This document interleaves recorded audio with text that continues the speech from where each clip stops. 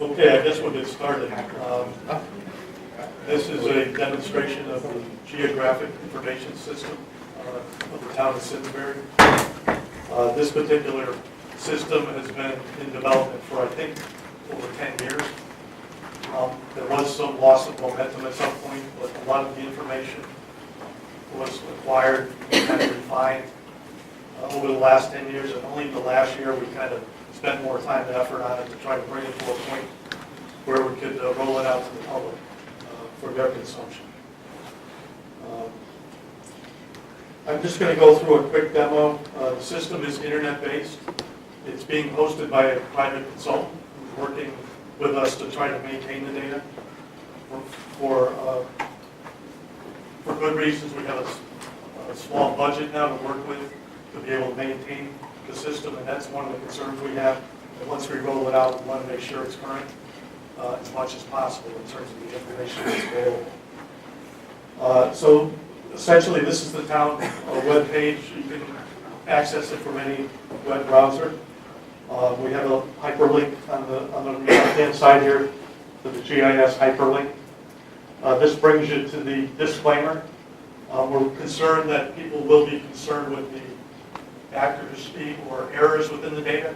There will be errors. We know that there will be errors. Things like parcel lines are best fit based on assessors' maps that were developed over many years. So there will be discrepancies. But we have incorporated some feedback, a system of feedback that we can get from the public or from the user to tell us where those errors are, and hopefully over time we will address those.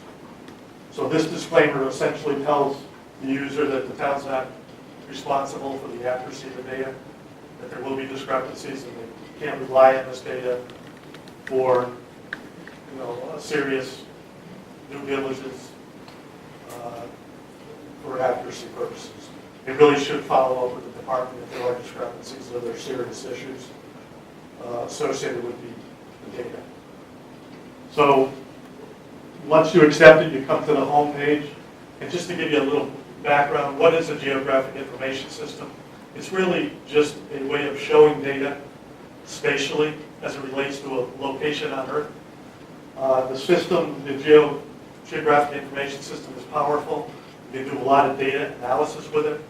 The information that we're providing today does not have that power, but does certainly provide quite a bit of information to people that they can use in land planning, general planning, that type of thing. So there's several features to the home page. There's a map gallery, which I'll go through first, which essentially has common maps that will be used by people on a day-to-day basis. We've only populated this with a couple of maps at this point in time, but we will expand on it as the maps become available. For example, you can select any of the assessor's maps. If you know what the number is, you can download that map and you can print it from your location. This essentially mimics what's in the office, the assessor's office right now. If you don't know what map? I'll get to that after we get through this. So just going back, there's also the zoning map, same kind of thing. You can take just a quick look at it. But if you want to print it, you have the ability to download it. Excuse me. By opening your PDF, your PDF application and downloading it on your computer and then printing it. Right now we have the zoning map, the land use map, the open space map, a non-vehicular map for things like bike trails and sidewalks. So that's the map gallery. Again, that will be expanded upon over time. Can you hear me okay? We also have a help and information area. There's some basic questions here that shows you how to do typical searches, how to navigate various functions. And it's fairly rudimentary right now. We'd like to expand on this. In fact, we get feedback where there's some confusion or lack of knowledge on how to use it. But you can see we have exhibits here. We have screenshots. It gives you some direction on how to get the various functions for the data. We also have contact information. The data is actually owned by several different departments, so several individual departments will maintain the data, i.e. zoning, historical information, wetlands, and FEMA information will be managed or maintained by the planning department. So we have a contact number for them. The assessor and the engineering office share the maintenance of both the parcel layer and the assessor's data. So again, if there's a problem with that, those are the people that you need to talk to about that data. And anything else pretty much would come to our department. We would find the appropriate source of answers for questions that might come up on the data. We also have a very convenient report issues function where you can conveniently email back to us a question and put in your email address, and at some point when we can get to it, I can't say we'll get a quick answer on this, we will be able to respond to your answer and we'll have a record of the inquiry. So we think that'll be very powerful and hopefully that won't overwhelm us. So with that, I'll go to probably the main feature of the GIS, which is the interactive mapping. And actually, let me go back.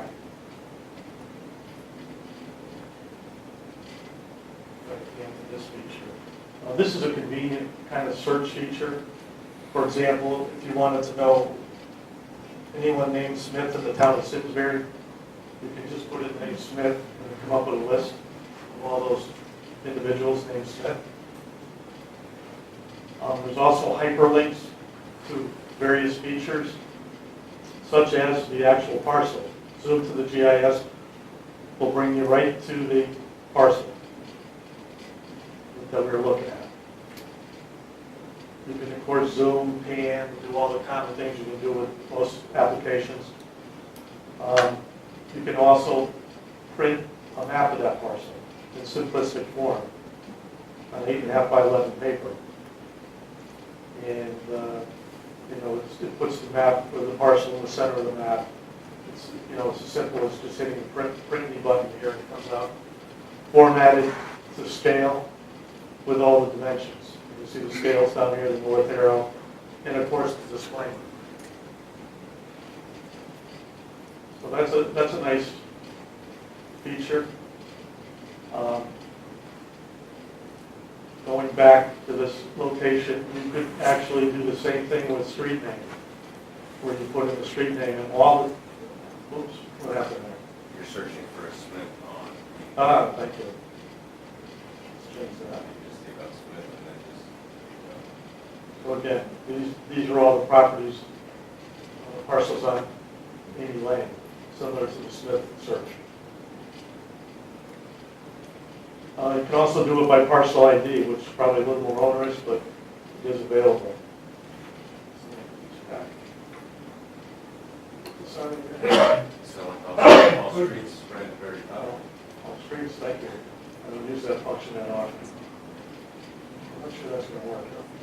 Yeah, and then you put parcel ID. Can I just take that out of there, Marlon? Yeah. I guess I'm just trying to get it blank. In any event. So that's a nice feature. You can also go right to the interactive mapping. And you can, I probably should explain this. This basically tells you that our data, what the coordinate geometry base for this data is. A lot of the data that you'll see is imported from the Department of Environmental, Energy and Environmental Protection. Stuff that's state-based. The metadata basically gives you more information about the data, when it was actually produced, who produced it, what was the accuracy of the data, and it's probably a higher level of use of more information than we generally will need. But it's there if you want to go to it. This is the source data. And I'll just go there and show you what it tells you. This GIS data is not all in our system, but this is the metadata, all the different layers that are available that could be imported into our system. A lot of it's natural resource information, information like shellfish areas that maybe don't apply to Simsbury, But all that information is available. If you're a high-level user, you can get this data, use this data. As part of this application, you cannot do that. It's just, it takes more powerful software that can't be available via the internet. But just want to give you a little sense of what's out there. So anyhow, we're going to the, essentially you can go to the map of Simsbury, you can zoom into any parcel that you're interested in. It kind of adjusts the names and the information available based on the zoom. You have your addresses, you have your parcel numbers, you have your basic dimensions that were on the assessor's map. So there's a lot of information here that's readily available. Again, you can pan, you can zoom, you can do whatever you need to do here. What happens if you click on it? Click on it, you can actually go parcel information, click on it, and it brings up the basic information for the parcel. There's also a link to our CAMA system, our assessor's data system, which is essentially the same data as this data. So the CAMA data is actually imported into our system. We're trying to do that right now on a monthly basis. So it's relatively current to the transactions that have occurred in town. The parcel layers, if there's a subdivision or re-subdivision, we're going to try to do it on a semi-annual basis. Hopefully more often, but for now we're going to do it semi-annually. What has to happen is we have to assemble subdivision mapping, get those to our consultant. He needs to make the changes. So it's a little bit of a process for us. It's something we can't do continuously, but we're going to try to do at least twice a year. Is that when you'll update the homeowners? I mean, obviously a lot of sales in town. You do that like twice a year? No, that's going to be monthly. That's our goal right now. So this should be current to December right now. We look at the data. There's also links, again, to a quick map as we showed you before. There's similar tools that kind of do the same thing in different places. So this gives you a map. It highlights the parcel that of interest in the red, and gives you basic information. It also gives you, as you can see, the map number, the assessor's map number, which I think was a question before. Property card. This is a facsimile of what the assessor's card looks like, with, again, general information on the zone, the acreage, the construction, square footage, all the things that an assessor bases his assessment on. It doesn't. I'm not sure that provides it. This is not, again, exactly like the assessor's card. It doesn't have all the information. This is kind of a, I guess, a generic assessor's card.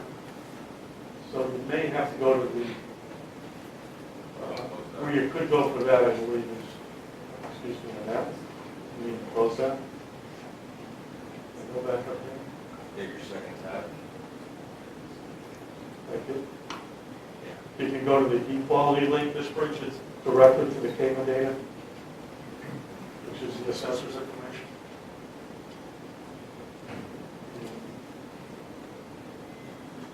That's the actual taxes not here, but the assessed value is.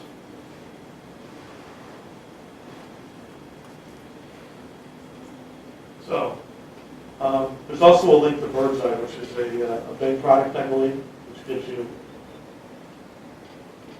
basically a bird's eye view of the property. It allows you to walk around it by kind of moving this around.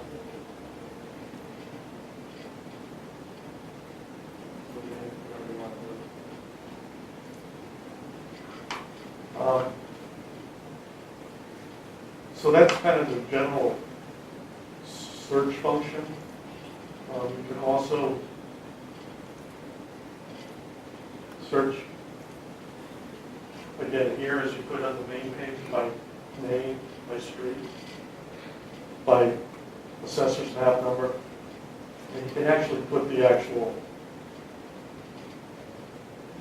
address in there, and it would zoom right to that address. What I was working with today was Zooms right to the GIS.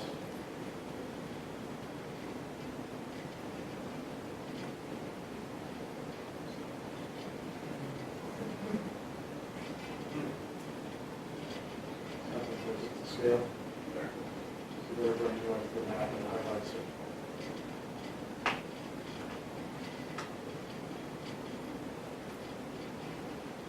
You also have the ability to turn on various layers,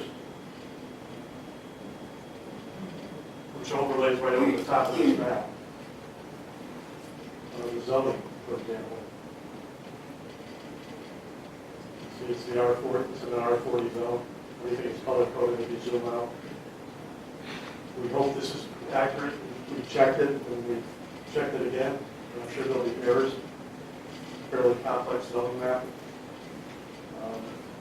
There's town aquifer zones, which won't show up in that location, but if you zoom out, you will see that. The crosshatched areas. So you can see that there's total flexibility in how you can use this thing. And you can also print this map with all that information shown. So you can build your own maps for your own needs. So it's pretty powerful in that respect. Feel free to answer any or ask any questions. So through this, I know I'm going kind of quickly. Just wanted to show you some interesting data that's out there. This was a historical resource documentation that was done by the planning department. These highlighted parcels are the parcels that they actually looked at. You click on the parcel, and you see that for those parcels that have historical info, there's actually a hyperlink on the pop-up. So you can click on historical info. And this gives you a complete historical inventory of the property with all kinds of information, when it was built, what's historical, there's an narrative on it, photographs. It's a pretty interesting database. Where does that information come from? This was done by two historical consultants from the planning department. And apparently it's been out there for a while, it just hasn't been available to people. So we pulled it into the GIS, thought it would be interesting.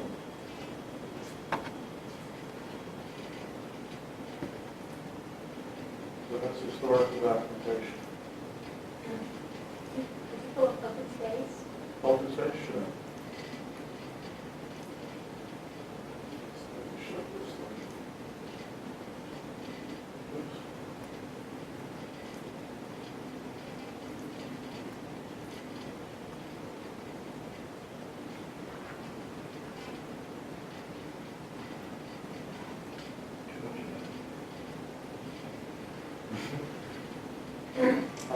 One thing I didn't tell you about, there is a legend to the mapping that you can pull up separately. And you have to zoom in on it, really kind of see what you need to see, but there's color coding of the zoning.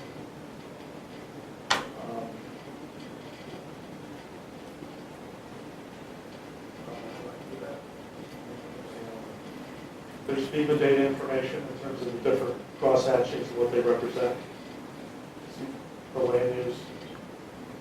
And this is the open space information with the various ownerships and designations for those open space parcels. Again, this hasn't entirely been vetted. We did want to get it out there. We're actually initiating an inventory and a look at these particular parcels, these town-owned. Is that always, is it, a generally good topic for people in town, how much open space we have, that's my part, to kind of see that. Understood. Don updates it every week anyway, so it's not really. Don has been working very hard on this, yes. I keep printing out his stuff, and, oh yeah, I just thought of one more thing, there's another Exactly. cartridge coming. So, again, if you don't understand the map, you can come over here. We think it's pretty comprehensive. It may not include every designation, but it's, it's got most of the important designations. If there's something that's missing, we want to add it, let us know, and we'll do it. Add it. There's also information on soil type based on state wetlands maps. There's contour information. Again, the aquifer information we looked at a little bit. Do the location natural gas line? We do not. And the reason we do not is because of homeland security concerns. Utility information is generally not publicized. Come into our office, we can tell you if there's gas on that particular street, but, or you can go out to the CNG website. But any utilities, we kind of talked about that internally, and some towns do publish that information. Generally, the guidance is that that information should be remained private because it provides targets for terrorism. So we've been holding back on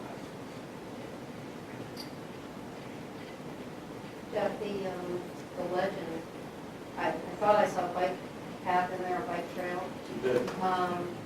How do they differentiate, shared use path or bike trail from, town versus open space land where we have cut-throughs Yeah. or? We haven't really fully developed that later, to be honest with you. Yeah. Right now, we have the, I have to go back. Is that the right one back there? Sorry about that.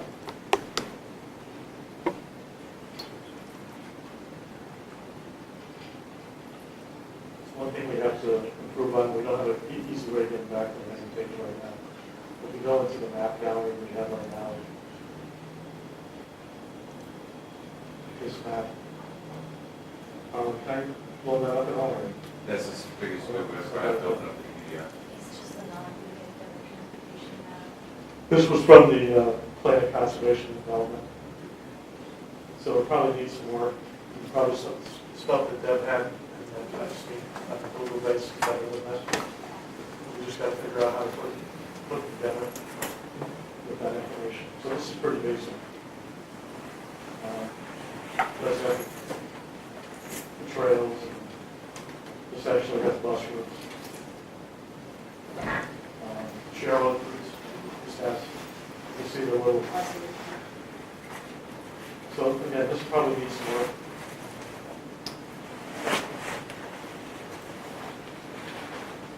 Is that what you're asking for? Yeah, it was.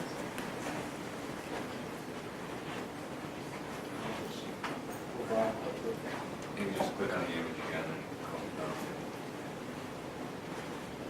So,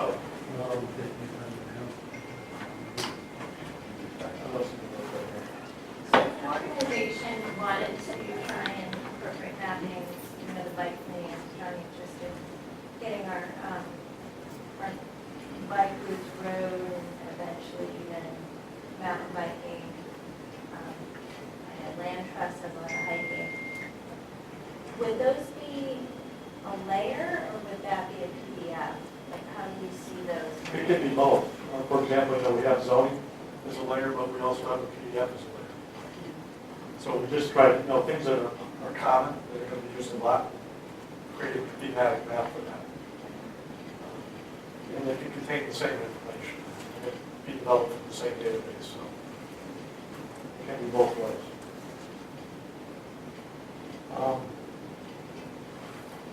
Let's see, what else can we show you here? If you zoom in really close to the parcel, to the aerial photography.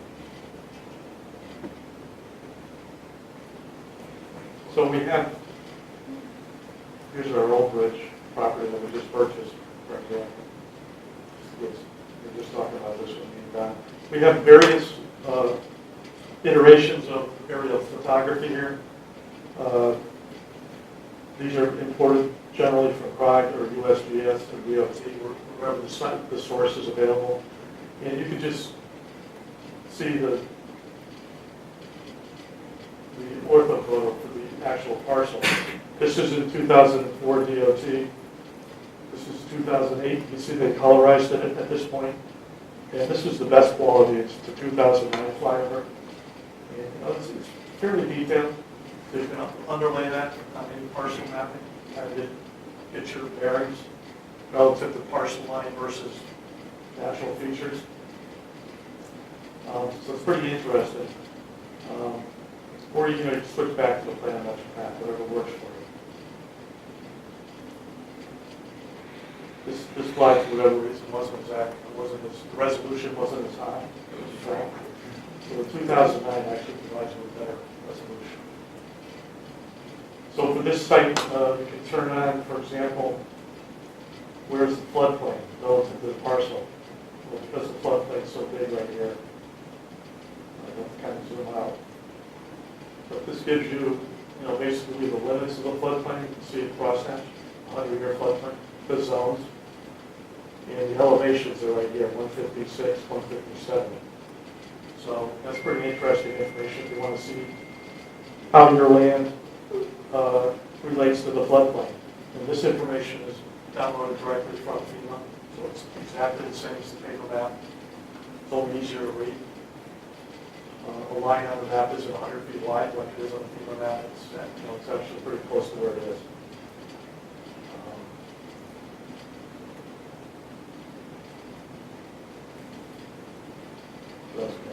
The assessor's grid, again, this is just the old grid. You can see the red line. So if you want to get your bearings relative to the assessor's grid, and I believe the labels pop up, Marlon.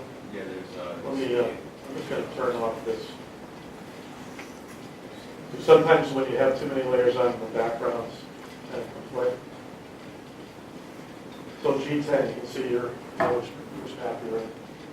This is kind of, again, this is old stuff, old-fashioned, but it gives us a reference back to the old paper maps, which is kind of nice to have. So you can see all the various features. We have actual contour information, which is the general terrain of the ground, which is very helpful for planning purposes, for preliminary engineering, that type of thing. and in reality, if you want, if you show the measurement tools, if between contour lines, it's a measure. Yeah, there's also tools down here, thanks, that allows you to measure distances. So if you wanted to know what the distance was from here to there, it tells you what the distance was. Again, it's approximate, it's not accurate. We don't recommend you use this to locate fences or locate your sideline or figure out, but it's, it gives you an order of magnitude. And there's the simple measure would be like a simple straight line, and the path would be you're to click, click, click, and then your last point would be a double click. So if you're walking along the path, you'd be able to measure your path that you're going to be walking. So you can measure a series of straight lines and then just Double click right at the very end. gives you the total length. And as well as right on the left from the area measure, all the way to the left, and you give it the area as well, the acreage and square footage.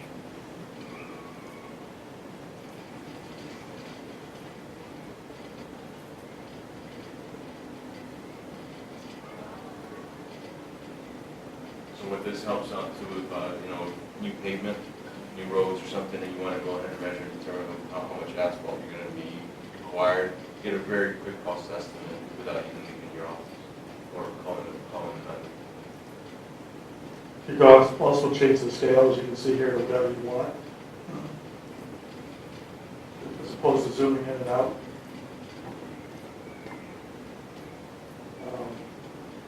Again, we can, because it's what else can we do, Martin? Probably missing something here. Just some of the layers, maybe we can just look at those.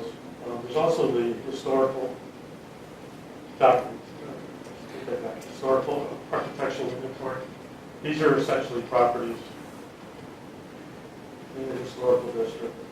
We're going to take out the drawing.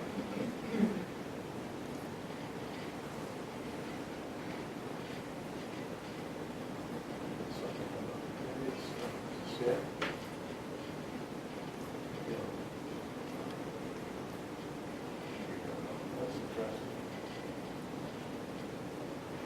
That's interesting. That's the east we talked. Yeah.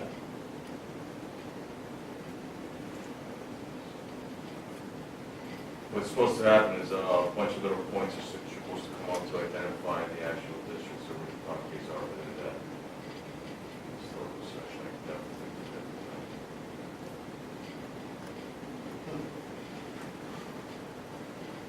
So what's fine until now?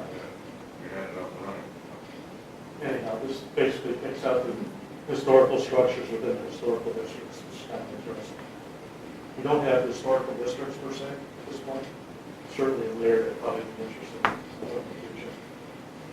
We also have things like wetland soils. And again, I refer back to the legend that defines what these are. These aren't the actual official wetlands map in town. That's something we're trying to build. It's a little more complex in that we have to kind of go back and recreate what's occurred over the last 10 years in terms of updates.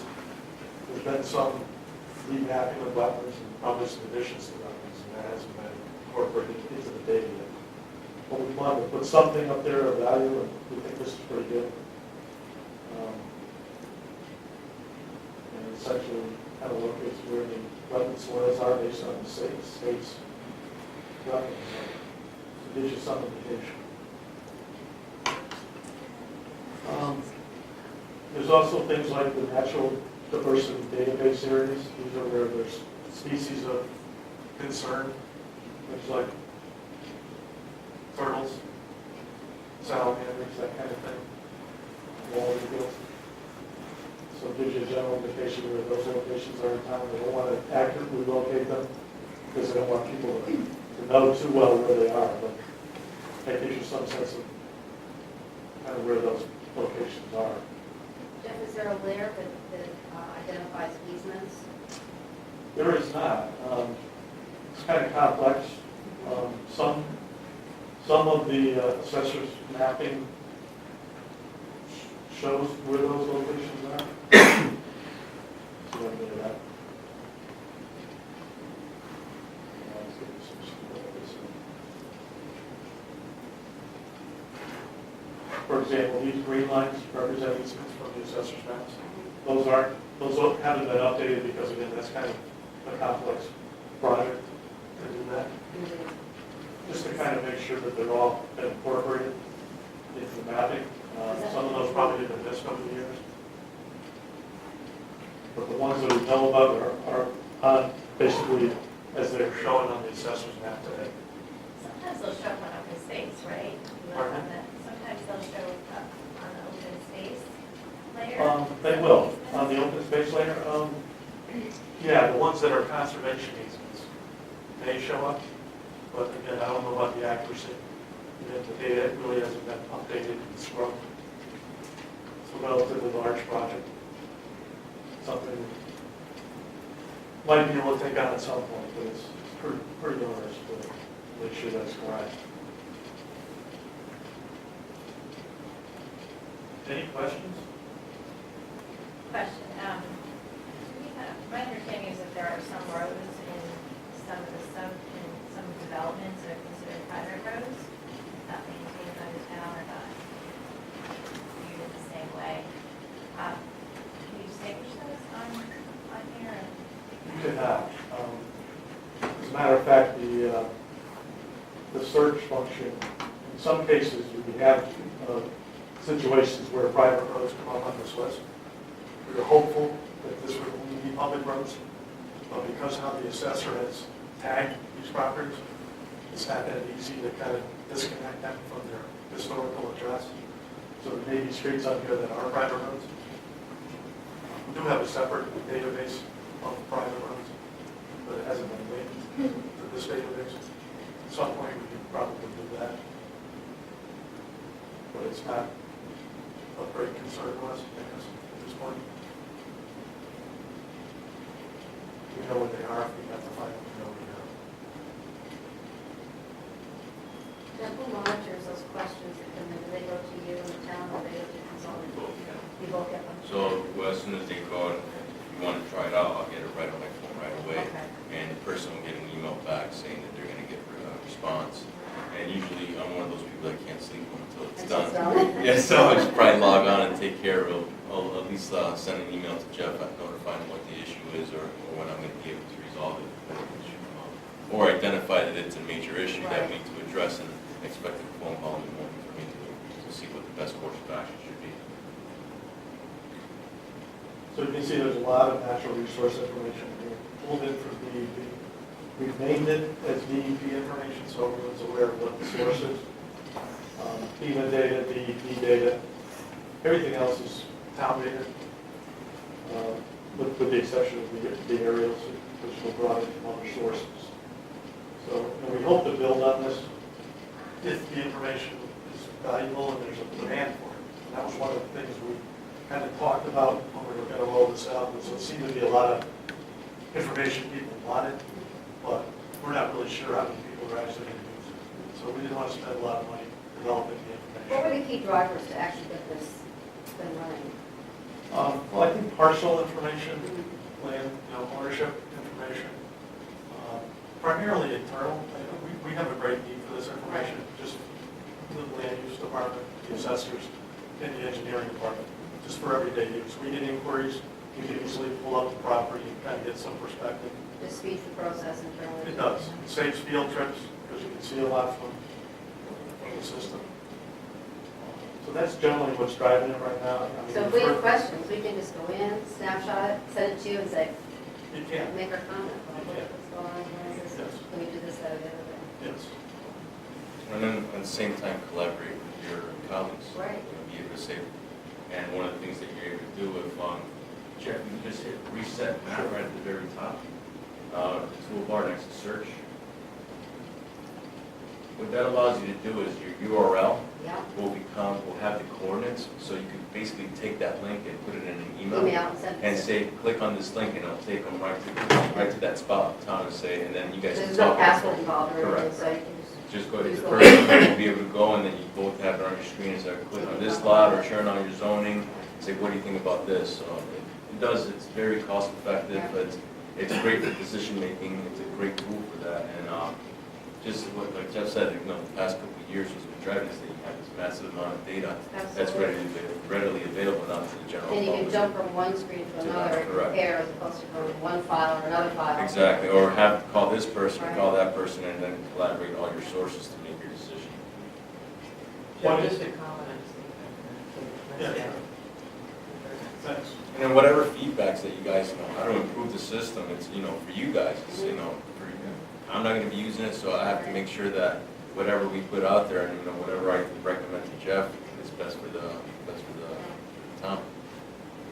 Yeah, excuse me, I failed to introduce Marlon Gonzalez. How you doing? Marlon Nice to meet is you. with Wiggly Geosystems. We've been working closely with him for the last year on developing this. I thought it was just hanging out. That's what I do, I love coming to the library, I love maps, I really do though. The It's beauty not of, their thing. the beauty of the consultant getting the question too, he may know locally, a way to fix it, or, a way to improve the system, basically, based on the information we get, that we may not understand now, so that's kind of interesting. Like, that we're both getting it, we can kind of collaborate on the answer. Yes, sir. Jeff, is this the same platform that's used by other towns within Connecticut? So we're all, Up to the same par. okay. Yeah, there's a few different platforms, but I think Wiggly Geo. In reality, we do have a little bit more function than some of the other towns, and being able to incorporate those historical documents. But there's gonna be more features that are gonna be coming on, that initiative is still. As part of the platform. Correct. Great. And that's the main focus, being able to maintain the system, because, I could go ahead and build a cake, and if I just leave it there, it's gonna rot.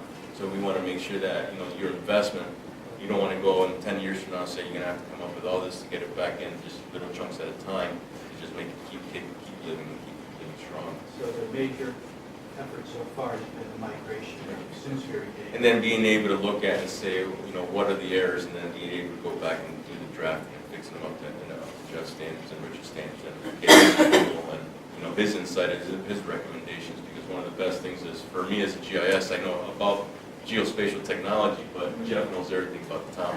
Yeah. And that's, it's humongous, that's a great resource that two people like that are able to collaborate and say, we can do this, but, this part of town does this, so you're right, but we use this type of technology to get this out. So it's been fantastic working with Jeff and being able to get Simsbury to a certain standard now in a short period of time. I'm not gonna lie, it's progressed faster than some other towns. So it's very fantastic. Some of these programs that people use on their phones for fitness, where they track their routes, I think some of them do generate, behind the scenes, the data points. And are there ways that may be Without reinventing the wheel, like Google has it, so it's free. So with those type of things, is that if a user would like to do, this won't be for a user that wants to go out for a run and be able to track No, that. I But really, be I'm able thinking to. about getting our bike routes and such. But it's something like that, we'd like to say someone internally has a GPS unit, just be able to track it, and then those coordinates are sent to me, and then we create that digital file to be able to put up the actual site. And then, use us to collaborate, give us a call and say, what do you think, we want to do this, what is the best method? Maybe the method that you're doing may not be the most effective currently with the technology that we have out We'll there. Get that. check in and develop a plan. Now, from an expense standpoint to taxpayers in the town, are these guys on a retainer, or are I get they? paid. Huh? I get paid. You You didn't tell me this. Well, I suppose, because there are things that we obviously, Deb's head is spinning right now, I know. There's a lot of things that would be fun for us to be able to have access to and be able to create, but we don't want to do things, cost, we don't know what our limitations are. Yeah, I think, we have a limited budget. We know there's going to be people that want to develop things. Right. Everything has a cost. Right. Because we can't do this in-house. Mhm. And I think it's going to be case by case. Okay. I think if you have an idea, we will get a cost on what it will cost to develop it. I mean, I don't think our requirements are really sophisticated. No, that's what I mean. They're very clear. We just have to keep upfront or. No, we're pretty fair. I'm not gonna lie, we're pretty fair. We're not out to take everything. We want to make sure that we provide, we live in Connecticut. Yeah. And this is our town, this is your town as well, so it's not one of those where I'm gonna go and drive my Maserati to New York. No, it's, we want to make sure that we provide the best service at the best cost. Was there any discussion of adding the capability of drawing buffers around certain features? Yes, for private? Yes, there is. This system potentially has that functionality. At this point in time, the decision was made not to roll that out, particularly because we don't want marketers coming in and pulling data down easily and driving everybody crazy with unsolicited letters and that type of thing. Sure. But we do have that capability. If you need that information, if you come into the office, we certainly can work with you on that. Oh, okay. Some towns roll it out, we decided not to. Particularly It's because we available. kind of want a soft rollout, we don't want a lot of issues. We want to kind of see how it goes. You want to get Take feedback it from the from there. residents? But those type of features are used by the land use department to do their mailings, for example, on zoning applications. So it's kind of an internal decision. We might be able to be convinced to go another way on it, but we need to hear why we need to roll it out. Sure. There's more positive than negative potential implications of it. Sure. Well, I mean, there are certain reasons, if you're, building within 100 feet of a wetland, you need to know that. So, Oh, absolutely. being able to draw like 100-foot buffer around the wetland You would be very can useful. draw a buffer of whatever distance you want. Yeah. It'll generate a list of properties. Yeah. Okay. So I think, on a case-by-case basis, you could probably get that information Yeah. right now, as long as, it's for a reasonable purpose, I guess.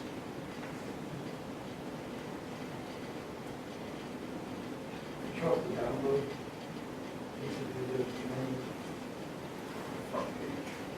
There's a map gallery and interactive, go up or down. Sorry about this.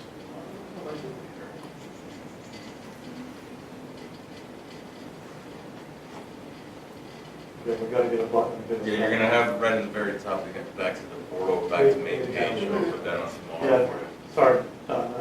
Yeah, this is really set up for more of the power user that uses ArcGIS, because this is basically raw data. And it brings you to the typical sites that I think are available in Connecticut. Yukon, Center for Land Use, Environmental Protection. So it's just basically a link to their website, allows you to download the metadata. Of course, like I said, with this application, you can't use that particular feature. But basically for the people who want to, who have that capability. And I don't know if there's anything else I missed there. What Jeff allowed us to do is basically, build a stronger foundation for you guys. There's something that you guys are able to build upon, and it's not that labor intensive after, all these ideas that are running through your Now head. it's just layering on top of. And then being able to maybe, there's certain avenues that we want to take a different approach on. So it's one of those things that more collaboration, your ideas and your workflows are going to really improve the actual outcome of your GIS within your town. One thing I did mention, here's where we kind of tell you how current the data is. So just keep that in mind when you're looking at the data.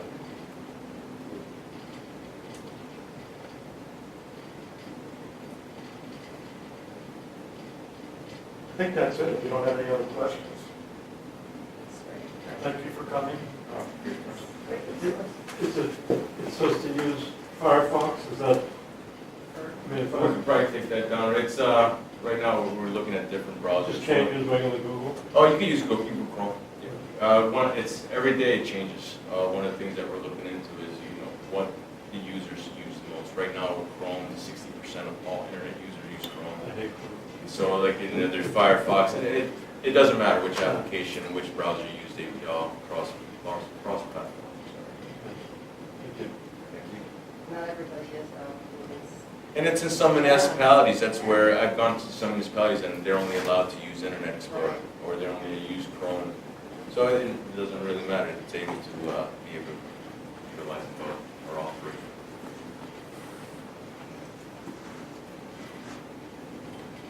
Great pitch. excellent. Great pitch. Should be an exciting time. Okay. Okay, thank you very much. Thank you. Thank you very much. Funding for Simsbury Community Television is provided in part by contributions from viewers like you. Thank you.